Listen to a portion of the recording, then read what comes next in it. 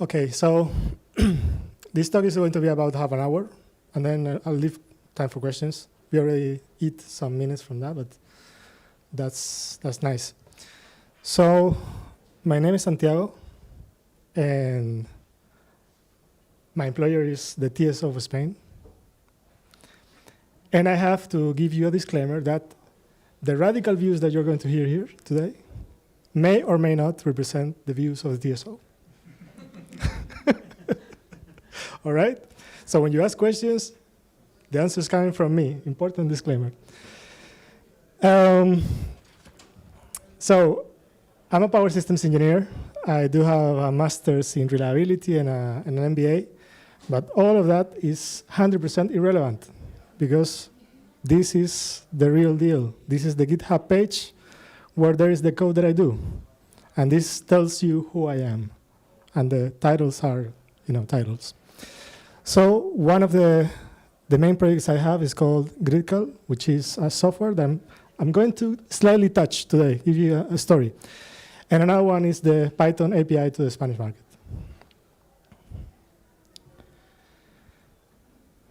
I have given this presentation a number of times, and I think it's always better if it tells you how it ends. So by the end of this presentation, you will have concluded with me that planning demands a lot of studies. Power system planning. I will define that in a moment. That close energy tends to be a bottleneck. Close source in energy tends to be a bottleneck. That open source can be a way out. I guess I'm preaching to the choir, but still a good message. That we need a lot of R&D in the situation we're in. And, of course, R&D goes very well with open source, doesn't it? And now I'm going to give you the most important message of your life. Are you ready? Excel is not a database. It is not a database, my friends. Stop trying. But before continuing, I want to introduce to you something else. So I call this the value of reinventing the wheel. And by the way, open source is a way of not reinventing the wheel, but there's something hidden there that I want to convey. And that is when you learn karate, they tell you that you first need to start by the stage of ha, where you do everything that Mr. Miyagi says. And you do it without making questions. So you learn. And in the West, we call that the academic stage. Do we not? Then we go in the world and apply that academic knowledge to the problems we see. And that is the stage of Shu, where Daniel-san kicks the other guy in the face. Right? And eventually, if we use our Shu experience through the lenses of Ha, we get to Ri, and we become Mr. Miyagi.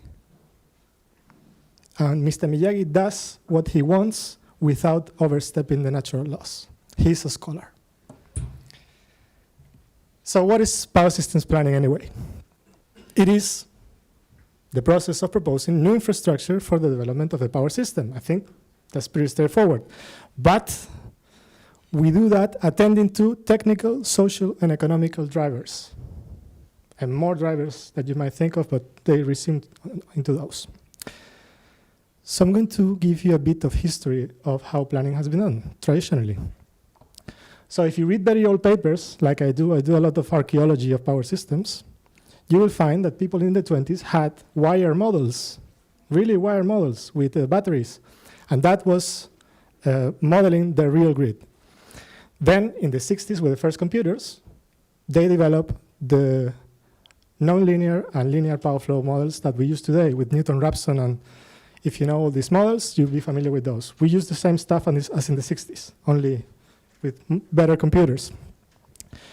In the 80s, with interior point from Karmagard, he popularized tremendously linear programming.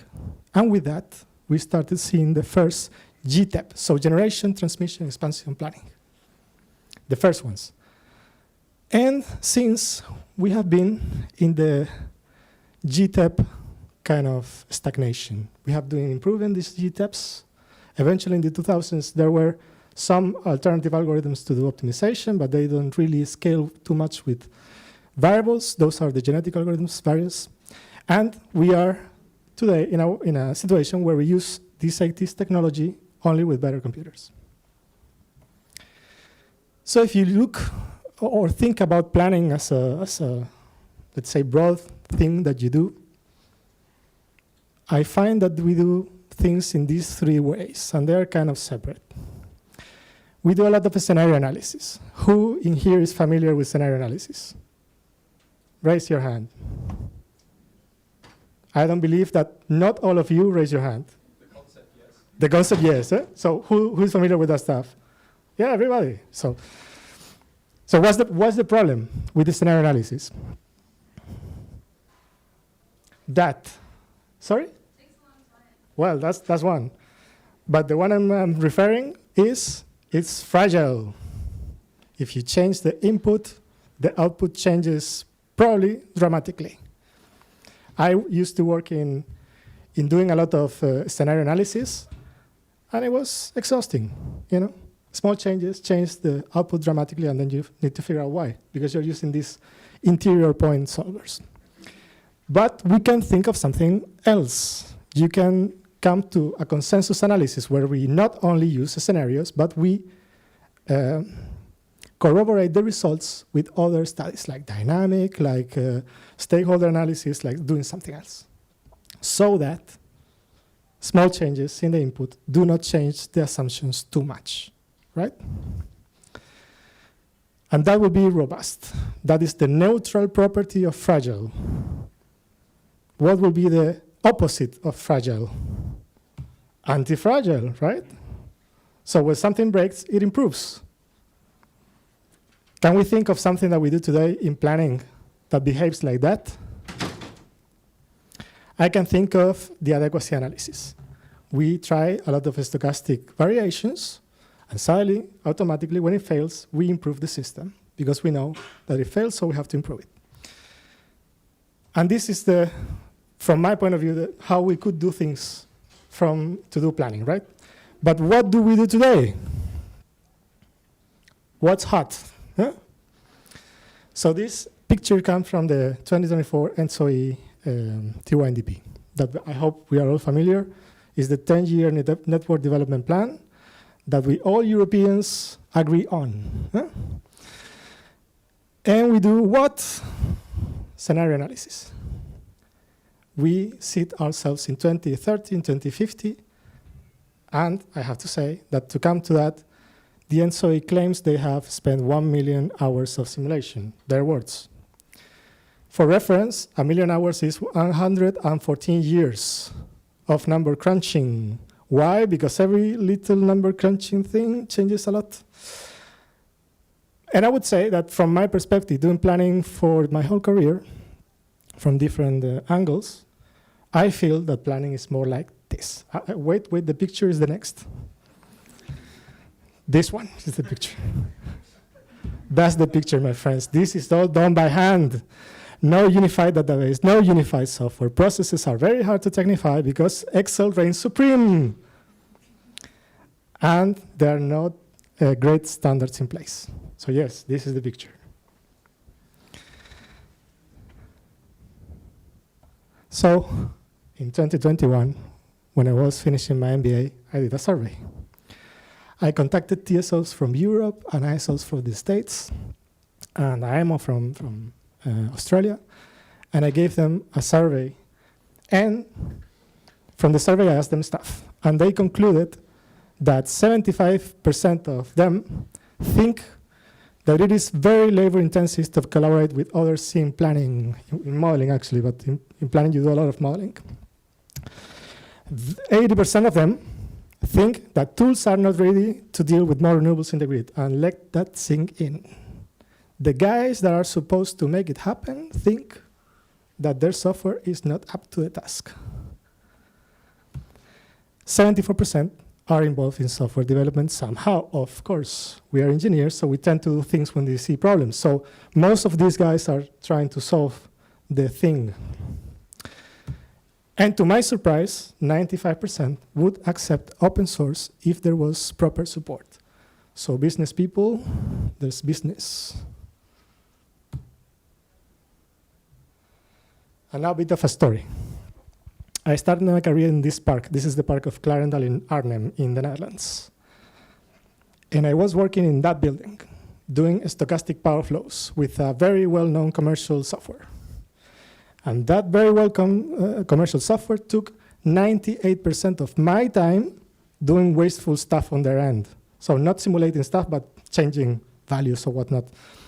So I contacted the technical support, and they told me that that's life. That's life. We are not going to fix it. They will do something with semaphores and databases and whatnot.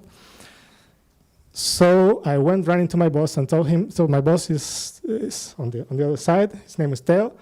So I told him, Theo, 98% of my life is being wasted by these guys. I can do better. I want to write my own power flow solver. And Theo told me that that would be uneconomic and that they have been trying that in the past because this place has been running since the 1920s. And it didn't work. In the end, they have to subcontract that software. So what was Theo telling me about? He was telling me about the do-it-yourself trap that some of us might see ourselves into. So my situation was that my company bought a very well-known vendor software, and because that's life, you want to do research with it, and you want to add features that they don't want to maintain as a software provider.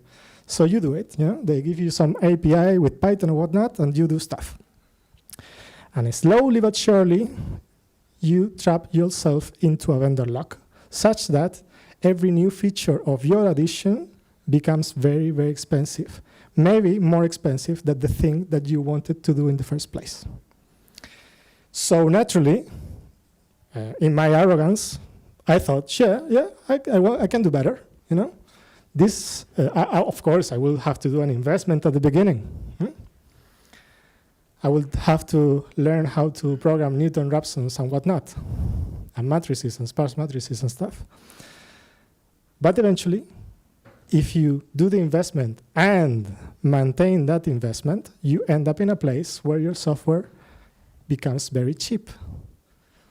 So after 6 or 7 rewrites, the software that I made, which is GridCal, I have the metrics to say that it is cheap to add stuff today at the cost of being difficult for traditional engineers to understand because you have to do all this IT technification, you know, class inheritance and stuff like that.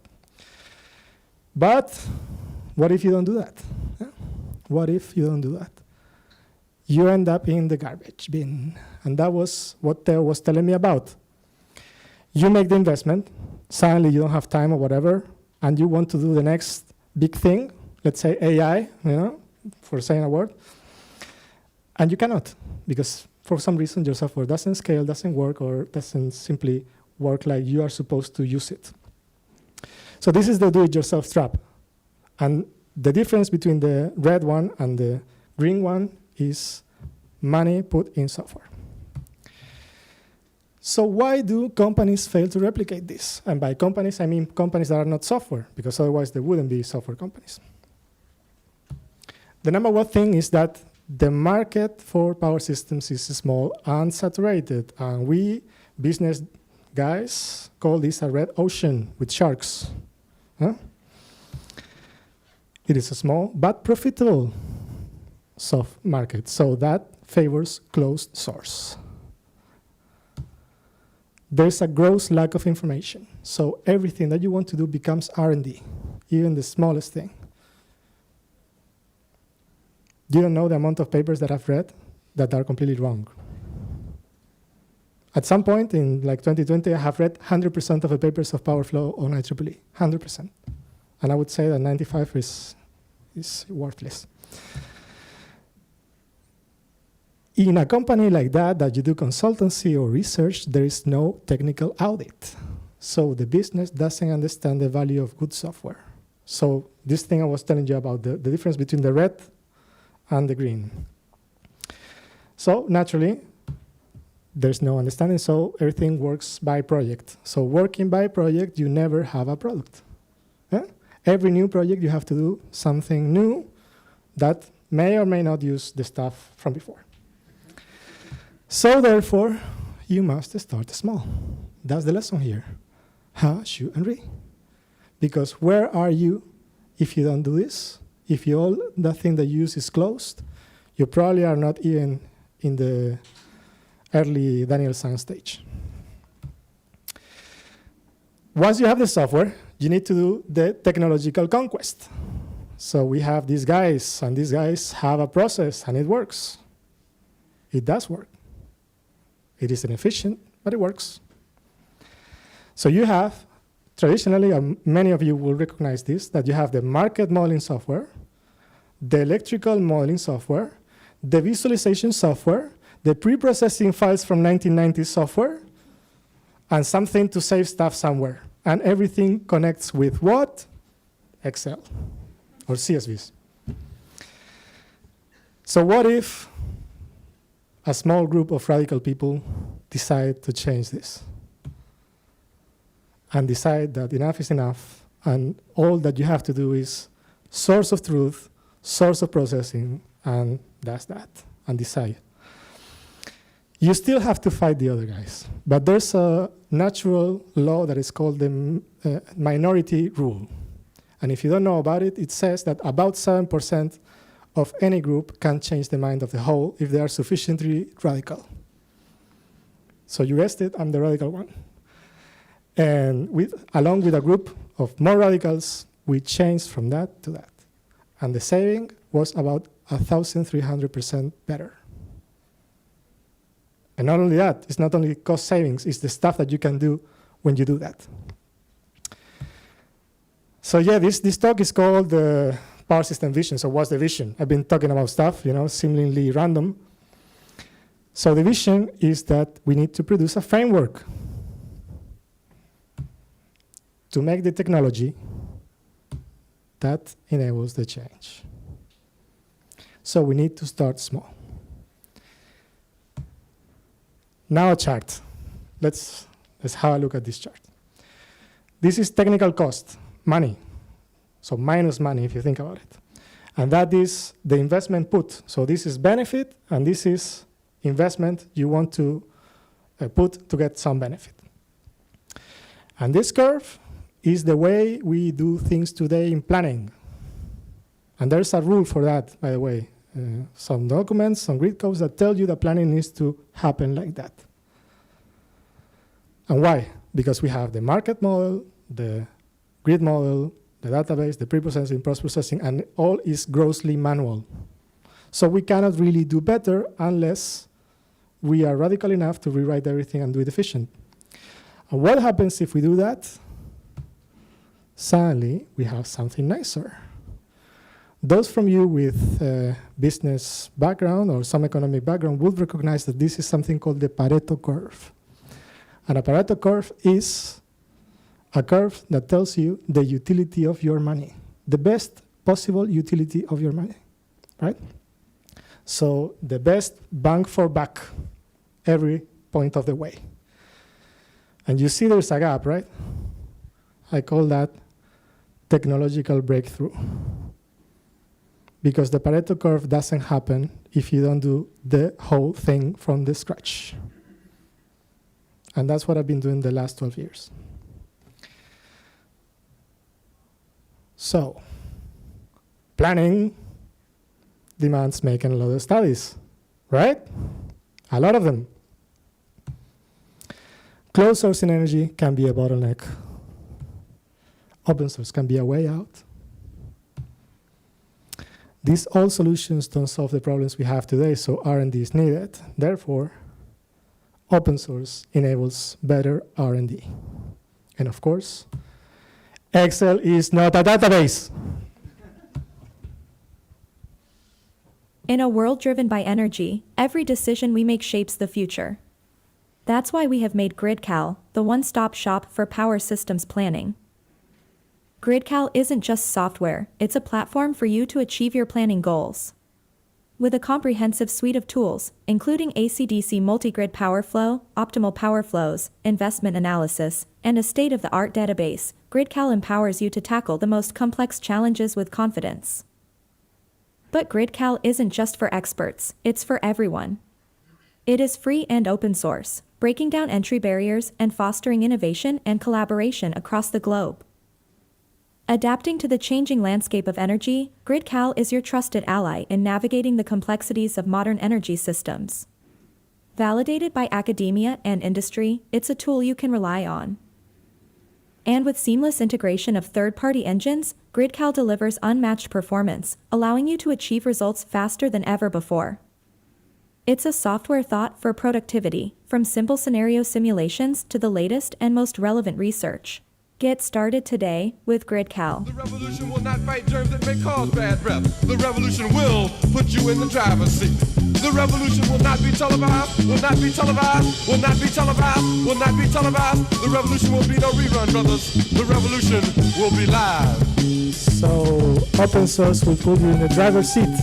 And that's the most important message that I can convey apart from the Excel part. So now I think there's time for questions.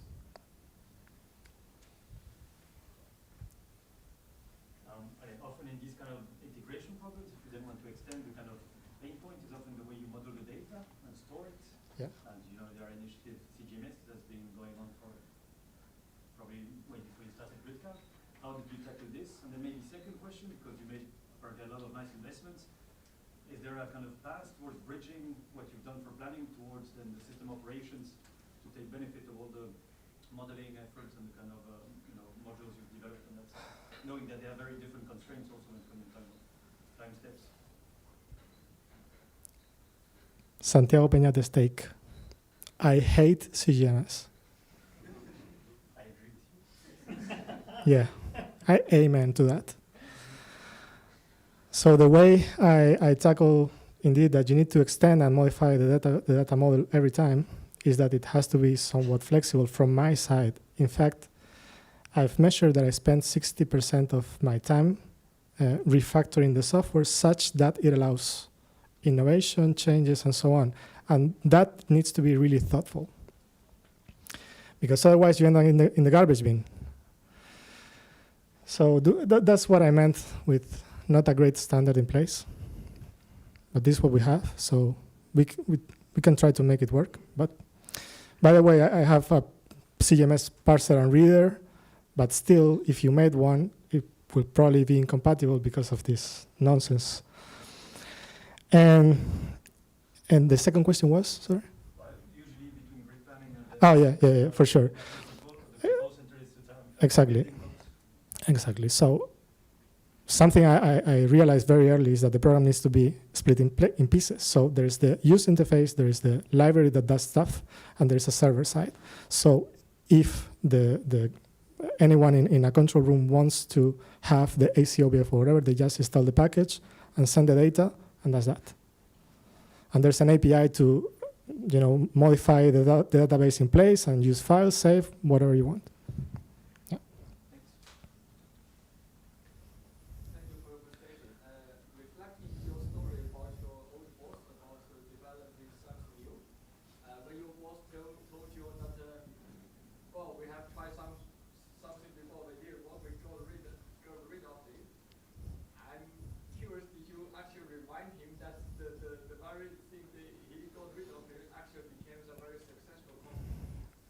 Yeah, I know exactly the example you're talking about. Why is that? Why did they become successful? Because they didn't manage the software as projects. The software is an asset. So for message for everyone, the software is an asset. Once you make it, either you kill it or you keep putting money on it forever. Doesn't matter if it's open source. So if it's open source, it's better that, everyone puts the money in, so. Yeah, I have a question which I don't expect you to answer, but I went to a presentation recently from the Linux Foundation doing AI analysis of demand data and coming to some conclusions and then running it into their own energy system model that they were developing. I'm from the Open Energy Modeling Initiative, and we have a suitable. So it seems kind of puzzling to me that the Linux Foundation would then develop its own model in this space. Again, coming back to your field, which is more power flow, there are a number of other models out there, Panda Power, there's one called OPAR-DIN. Absolutely, yeah. From the Potsdam Institute for Climate Impact Research. Mm-hmm. How are we going to manage the space, and what is the LF Energy's role in this? I have no idea of LF Energy's role, but I can tell you something. I started GridCal about the same time as Panda Power and Pipesa, and we have been unofficially borrowing from each other, and that's the beauty of open source. So this. Can I just add? I think you use Yeah. a high solver as well too, which is also an open source. Yes, I use hikes, but others as well. But indeed, I use hikes as one of them. Yeah. Thank you. Thank you. More questions? We have plenty of time, I think. You kind of started off saying that these thoughts are your own, not the TSOs. Yeah. It seems like the challenge, right, is getting TSOs to adopt. And so we on what we actually need to do to convince adoption. So my employer uses this software, even though if they don't like it, because it's the cheaper, better way. So what does it take for convincing people? So you need to be a drop-in replacement for closed source alternatives. And that's my number one goal with this project since I started. Unlike other projects, I started from industry. And by the way, my idea with this project, so when I graduated in electrical engineering, I figured that if I wanted to be a freelance engineer, I had to spend about 90,000, 100,000 in software to be able to be an electrical engineer. So I wanted to destroy that situation. And at least I think today I have done it from the field I work the most, that is planning and static analysis. So what does industry need? It needs pro software, with pro money, by the way. So.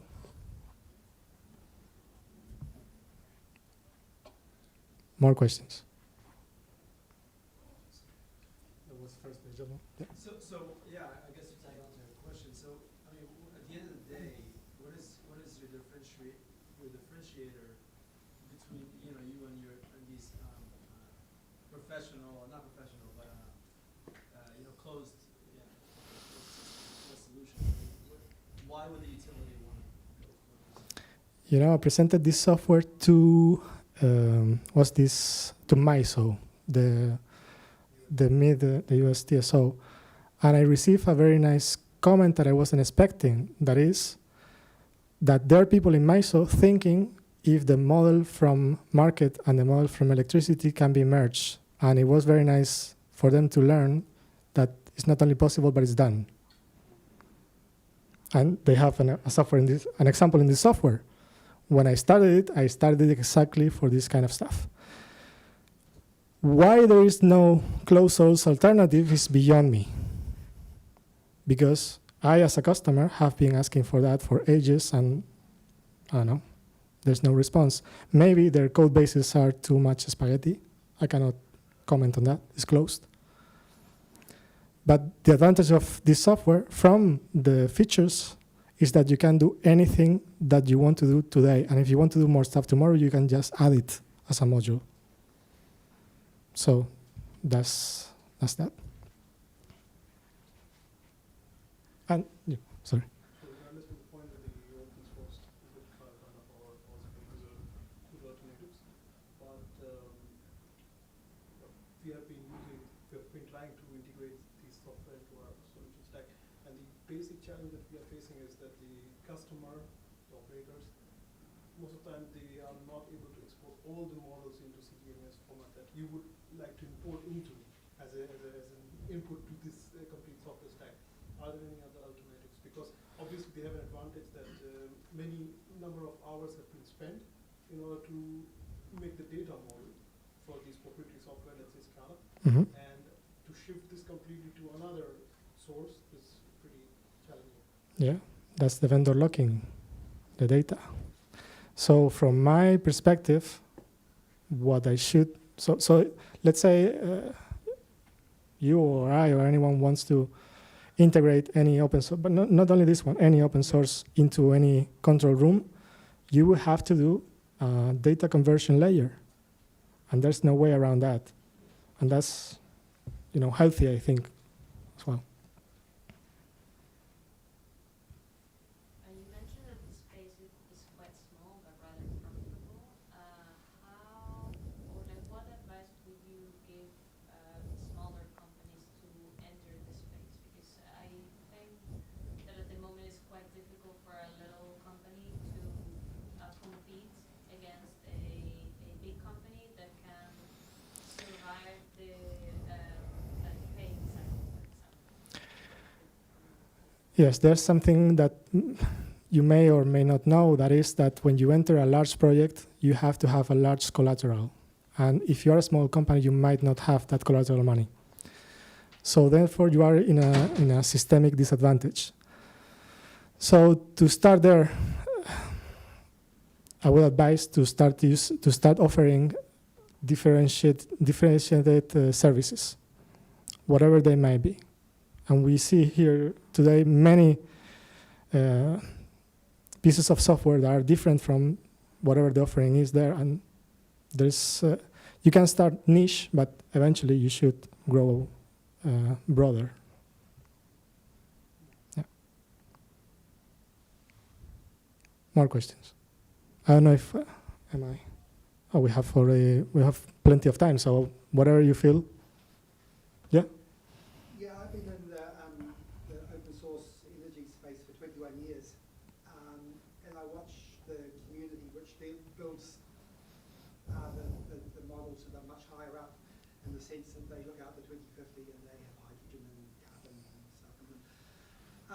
And I've been thinking about what actually creates a successful project, and I have not the foggiest idea.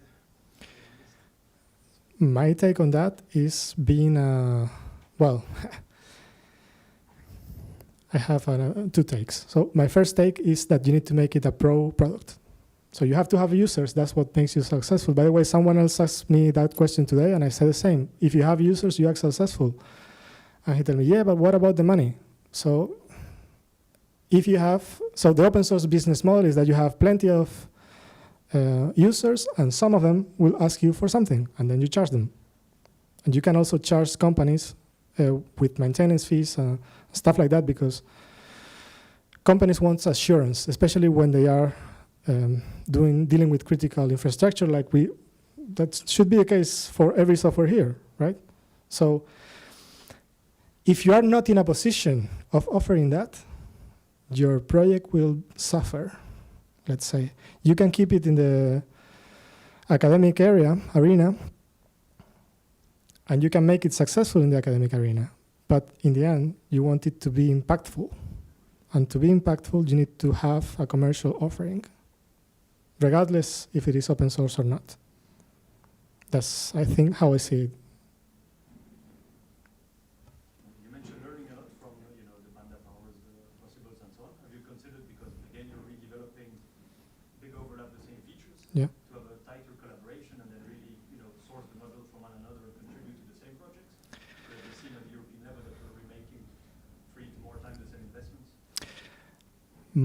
The way I deal with that is a bit the way I deal with Tony's model right there, which is power grid models.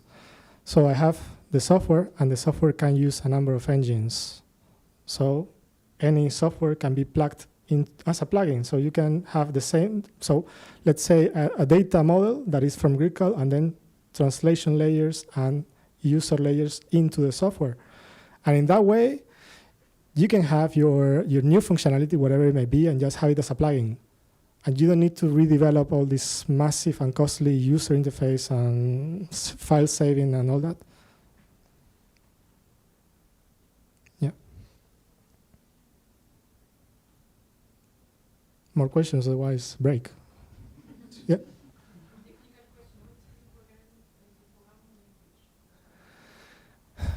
Python and C.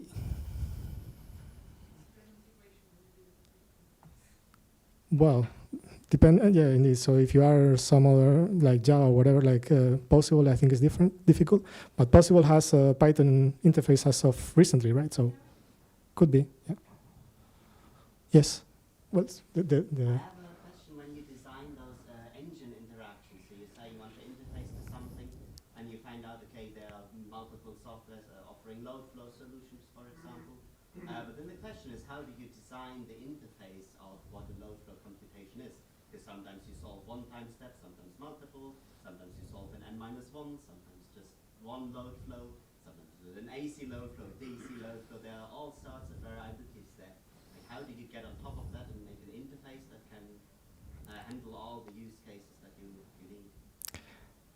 That's a good question, a bit technical, but the way you deal with that is doing something that I call drivers. So you have a driver for PowerFlow, driver for PowerFlow time series, driver for n-1, driver for whatever. And whatever the user clicks, it calls the engine in the appropriate way. So it should be transparent for the user, and the software allows that from an architectural perspective. So, by the way, I said that I rewrite the software like 6 or 7 times is because of those questions. So whenever I find something like that I cannot do, I think that it should be possible, so I make it possible. Yeah, and yeah. You spoke the truth of open source, which is your community is your engine for development, and your pro services and product is your revenue. What happens when you have tension between those two things? When your community is pulling one way and your product revenue goals are pulling you in another?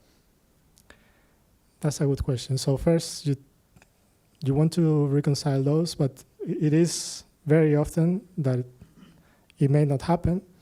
So something I've been developing is a plugin infrastructure, such that if you really, really, really, really, really want spaghetti in my software, I will not allow it in the main branch, but I will allow you to do a plugin so that you can benefit from the software and still have it your way. But that, of course, still is about software engineering. But they don't teach you this stuff at industrial or electrical. You need to learn it.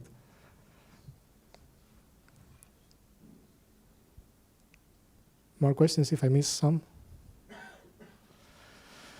So, thank you.